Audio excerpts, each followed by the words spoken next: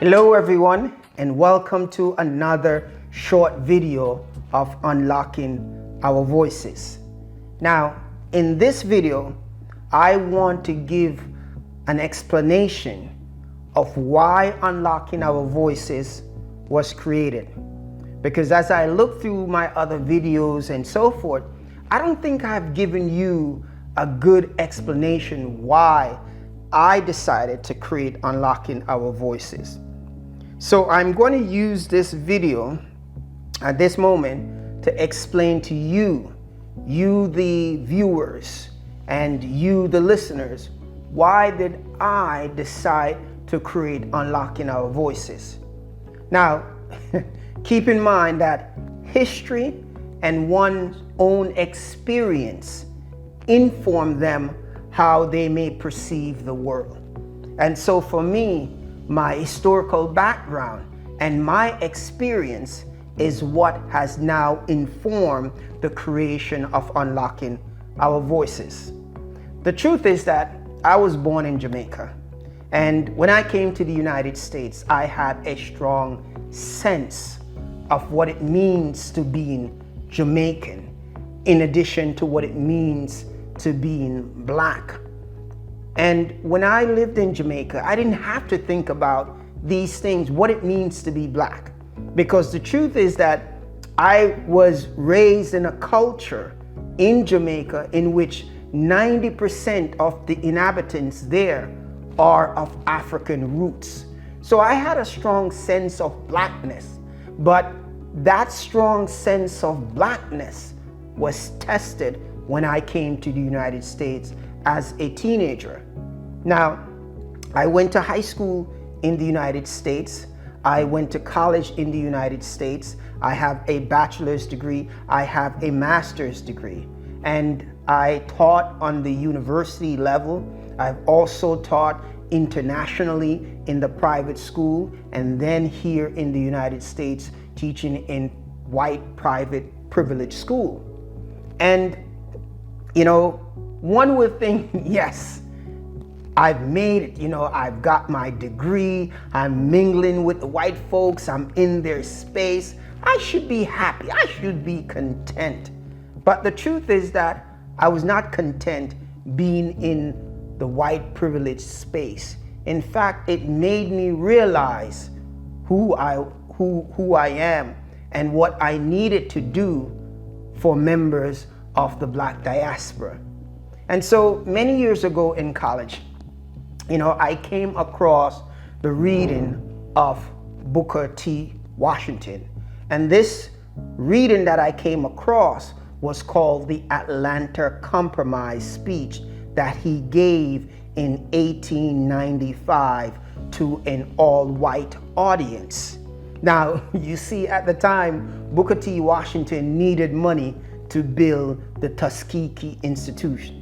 And in the Atlanta Compromise speech, Booker T. Washington made a statement which baffled me, because I couldn't understand at that time, why did he make such a speech?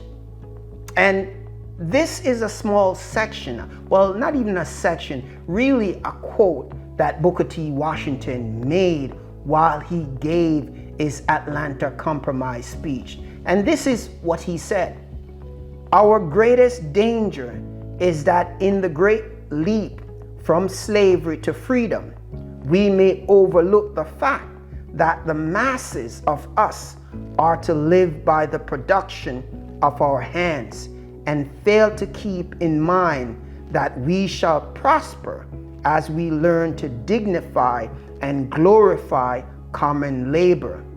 It is at the bottom of life we should begin, and not at the top." Now, I was extremely confused with that line of his speech. It is at the bottom in which we should start, and not at the top. And I said to myself, did Booker T. Washington read the history of his own people in the United States and they endure horrific horror that they went through during slavery. They were at the bottom of society. And yet still, black labor, black sweat, black tears, and black blood was what created the wealth of the United States. And so we had started at the bottom, right? We had started at the bottom.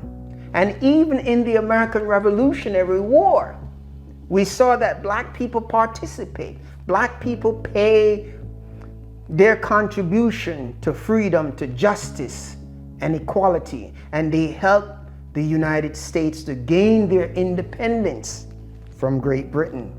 And when you look at in the northern states, black people had earned the right to be free men. And so they did their best to assimilate in the society of white Americans in the North, but yet still they were not accepted.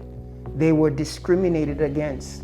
When they tried to set up their own business after the American Revolutionary War in states like Pennsylvania, riots, black businesses were burned, black men were killed, and so forth and so on.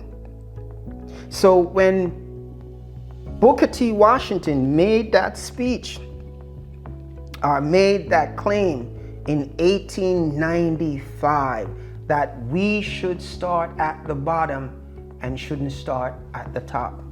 He also asked that for black folks to give up the right to pursue higher education, to give up the right to want to have social equality as white Americans, right? You see, at the time, Booker T. Washington had become the most prominent black leader since Frederick Douglass.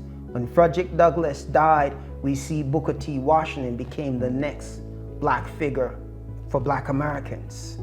No one challenged Booker T. Washington on these things. But we see in 1909, a brilliant black scholar came about, and his name was W.E.B. Du Bois. And W.E.B. Du Bois reject Booker T. Washington claim, right? W.E.B. Du Bois believed that black people should have political power.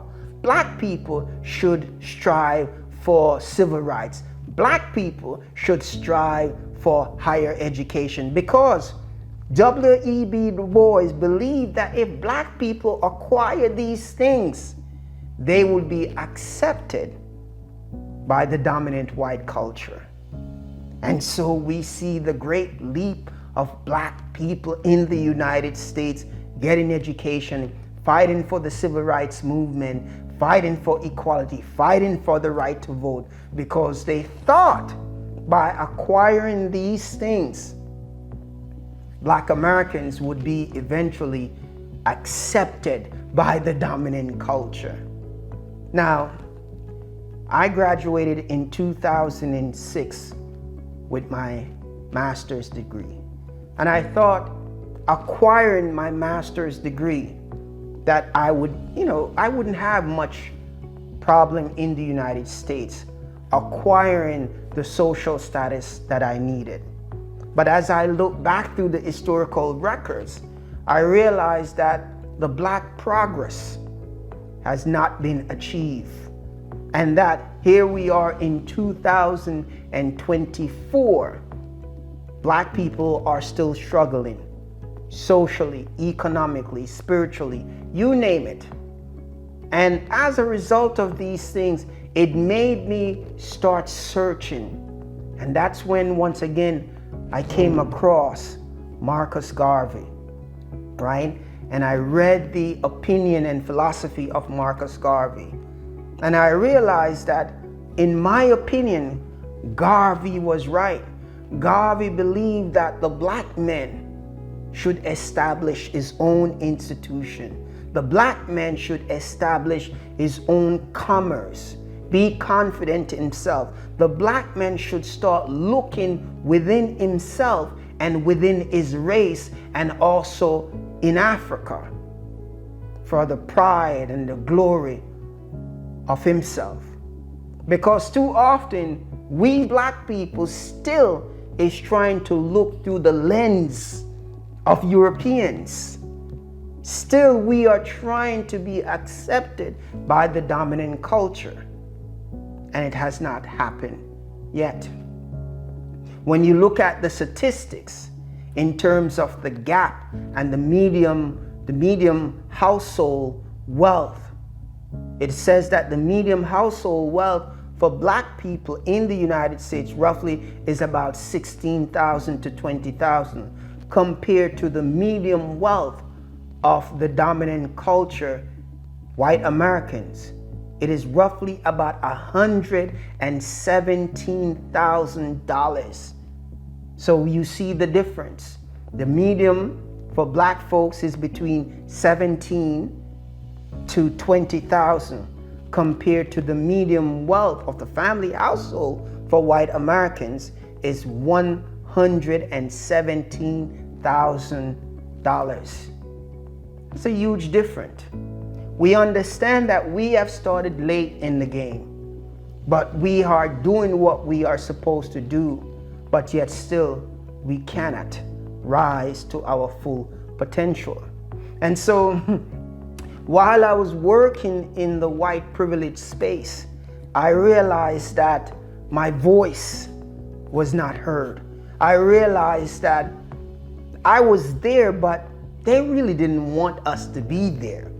Because yes, you have DEI departments and you have to have 5% of people of color in these privileged white spaces. And those 5% of people of color can include black people, Asian people, and Hispanic people. And I realized that every private white school that I've worked at, and in my department, I am always the only one black teacher, history teacher in my department. And many of my colleagues resented me being there. They smiled, they laughed, they talked, but they didn't truly want me to be there. And so last year I decided, I had my cognitive dissonant moment when I decided, you know what? I am going to use my talent, my skill, and work in predominantly black school trying to help black kids. Because I'm in a very privileged white space, even though I'm talented, even though I'm good at what I did, I didn't really belong. I realized when I'm in those white spaces, I have to give up part of my personality. I had to give up part of my identity in order to fit in those spaces. But yet still, when white teachers and white Americans are in our space, they do not give up their identity. They do not give up who they are to behave and act a certain way in our spaces. But I realized that I had to do that. Whenever I work in these white privileged elite schools, I realized I had to kill the person that is inside of me. And I realized I can't. If I am going to live in this world, I'm going to die for something in what I believe in. And the truth is that if we as a people value each other, black people, it doesn't matter if you're a black person from Jamaica, you're a black person from Africa, you're a black person from the United States. One of the greatest weaknesses that we can have is our disunity. And so I'm going to do my small contribution before I die.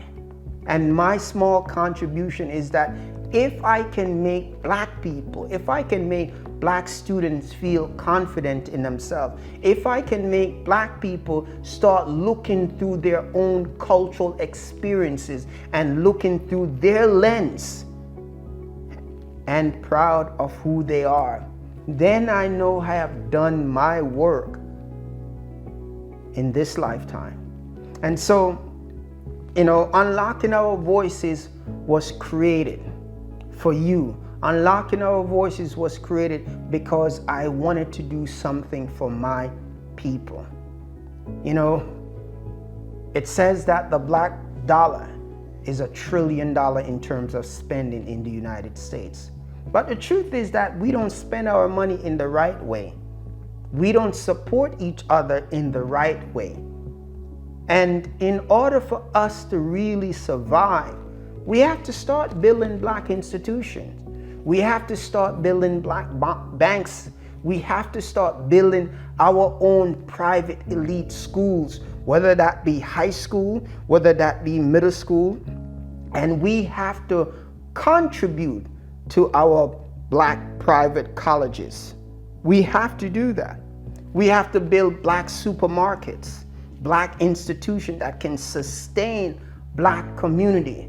We have the wealth, we have the money, but we are spending it in the wrong way. You go into the Arab community, they take care of themselves. You go into the Jewish community, they take care of themselves. When you go into white American community, they take care of themselves. When you come into black community, we don't take care of ourselves, because the truth is that we don't have control of our communities. The businesses don't look like us. The school district, in terms of, yes, you have a few black teachers in there, but we don't control the curriculums of the school district, right? We need to make sure that we control our school district. We need to make sure that we control the finance, the building, the whatever in the black community. We need to invest back into the black community. And so my experiences is what has informed me to create Unlocking Our Voices.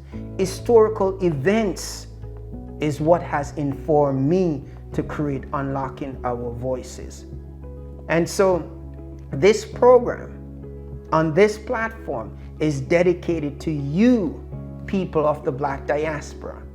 And I am just tired of killing my identity of being in those spaces that don't want me to be in those spaces.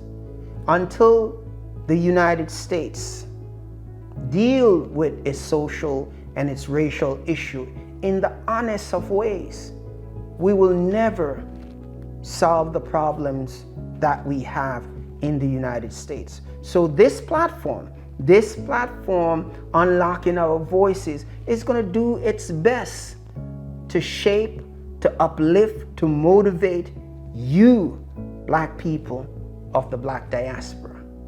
So until next time, I will see you in another video. Be safe, support each other, uplift each other, and continue being who you are. And that is to be proud of being black. That is to be proud of being part of the African family tree. Thank you so much. See you in the next video.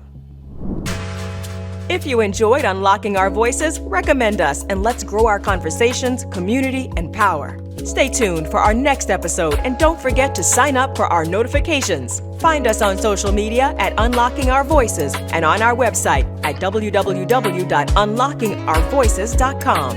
Thanks for listening and helping to amplify the voices of the Black diasporas.